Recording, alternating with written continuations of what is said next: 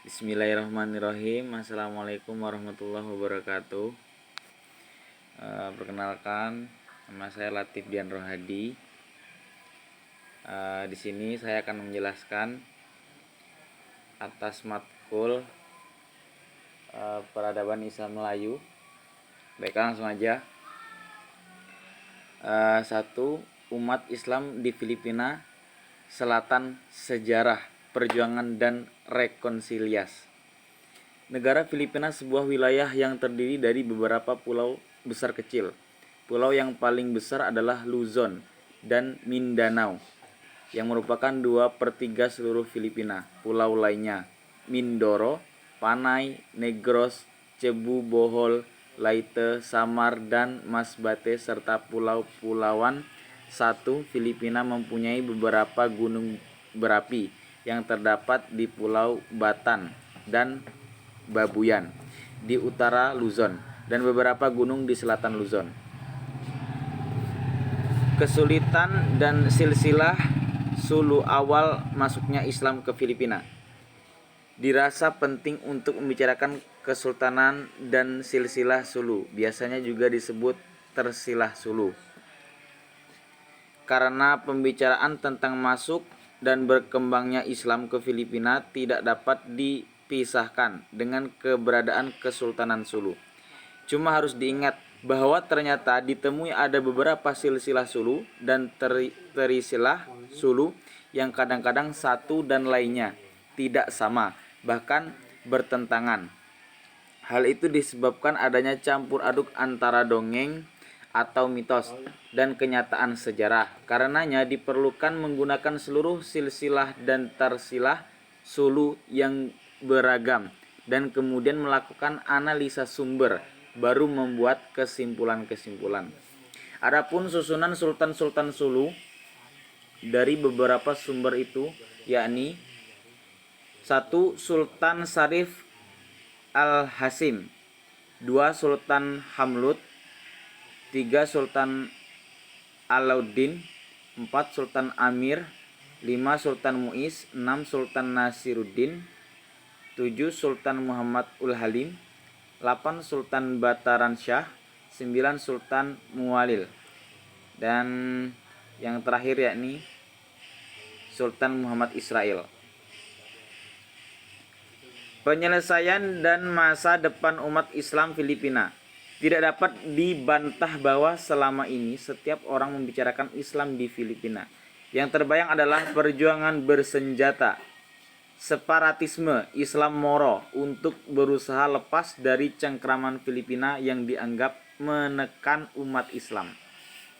Dengan semua polemik argumentasi masing-masing, tapi sebenarnya kajian tentang Islam di Filipina juga mengandung banyak ragam dan nuansa, seperti munculnya kebangkitan Islam yang cukup dinamis, namun yang berada dalam kerangka Filipina, pembangunan Muslim Filipina dalam suasana harmoni, sinergis, dan mulai belajar saling percaya, bahwa menumbuhkan suasana harmoni itu memang sulit dan tidak mudah, tapi tetap mungkin dilakukan kalau diperjuangkan secara sungguh-sungguh dan terus-menerus. Umat Islam Filipina mempunyai satu tujuan bersama, yakni pemberdayaan atau empowering umat Islam dan institusi Islam. Namun mereka berbeda dalam strategi pencapaiannya. Kelompok garis keras melakukan 2 strategi, yakni 1. Menarik perhatian internasional khususnya negara-negara Islam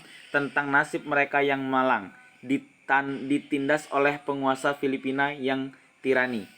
2. Menjalankan perang gerilya untuk melemahkan pemerintah Filipina. 2. Daerah Islam dan sejarah pada masyarakat Jambi Seberang. Abstrak. Islam dan sejarahnya pada masyarakat Jambi Seberang. Adanya Islam di Jambi karena kedatangan kapal dari Kesultanan Turki untuk penyeberangan agama Islam di Jambi. Rombongan tersebut dipimpin oleh Ahmad Ilyas atau Ahmad Banus. Sejarah Nusantara merupakan peristiwa yang panjang dan selalu dikaitkan dengan perdagangan menurut Anthony Wright. Perdagangan merupakan hal yang vital bagi Asia Tenggara, di mana di dalamnya termasuk Nusantara. Kajian tentang kedatangan dan penyebaran Islam pada masa awal di Nusantara dan kawasan Asia Tenggara secara keseluruhan merupakan enduring essence yang terus berlanjut sampai sekarang. Tidak adanya catatan tertulis yang valid mengenai kisah-kisah konversi penduduk lokal ke dalam Islam telah menimbulkan berbagai teori dan spekulasi mengenai sejarah awal, penyebaran dan perkembangan Islam di suatu wilayah di Nusantara. Yang satu, sebagai pendukung informasi sejarah, digunakan beberapa sumber-sumber lokal atau historiografi tradisional yang dimiliki oleh masyarakat setempat. Masyarakat Jambi pada umumnya berpendapat bahwa Islam masuk dan dibawa oleh Ahmad Salim tahun 1460 Masehi, sehingga tidak bisa dipungkiri bahwa kajian terhadap sejarah di daerah ini hanya kembali kepada rujukan yang telah ada saja.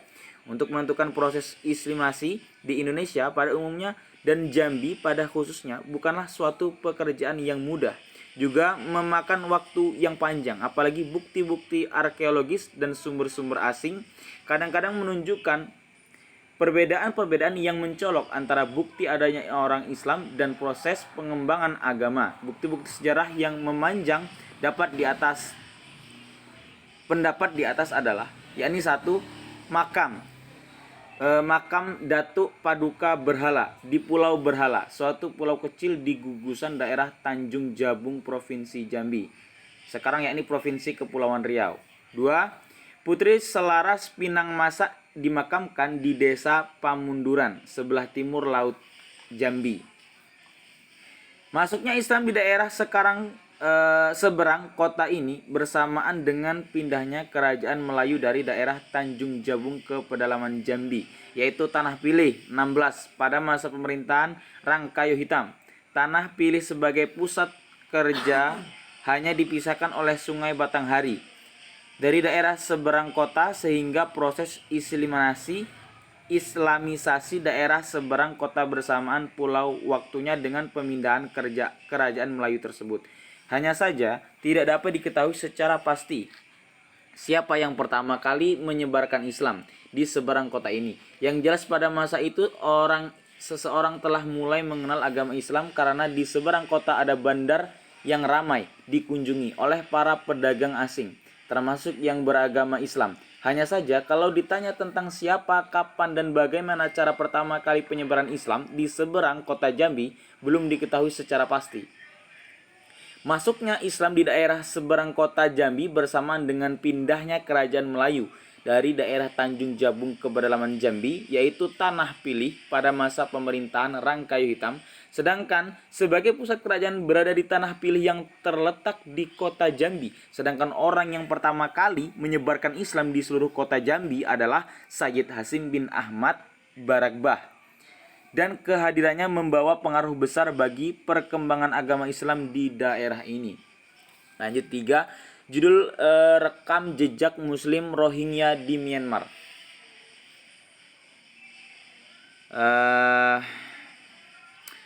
Pembahasan langsung aja. Di antara pengolakan yang terjadi di Myanmar, Arakan menjadi wilayah yang menempati posisi terpenting dalam konteks sejarah perkembangan Myanmar saat ini. Penting karena faktanya, selain turut membentuk format kenegaraan Myanmar, Arakan juga mampu memberikan bingkai sosiologi bagi tata sosial dalam kehidupan masyarakat.